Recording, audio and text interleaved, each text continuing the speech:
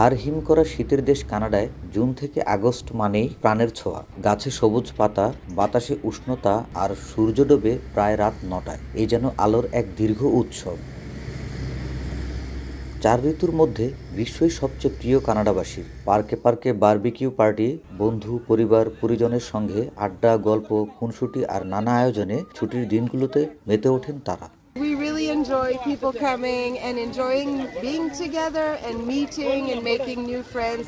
Everyone is sharing. It's been very great. Bangladeshi প্রবাসীরাও গ্রীষ্মকে রাঙান নিজেদের মতো করে। কমিউনিটির পিকনিক, সাংস্কৃতিক অনুষ্ঠান কিংবা ফুটবল টুর্নামেন্টে মেতে ওঠেন প্রাণের উচ্ছ্বাসে। সামারে আমাদের স্কুল বন্ধু, আমরা প্রতিদিন পার্কে আসি, আমাদের পার্কে খেলতে ভালো লাগে। আমি সামারে খুব আনন্দ করি, অনেক সাইকেল চালাই পার্কে। পার্কে গিয়ে আমরা ফুটবল খেলতে অনেক মজা লাগে। শুধু বড়রা নয়, শিশুদের জন্য গ্রীষ্ম মানেই আনন্দ।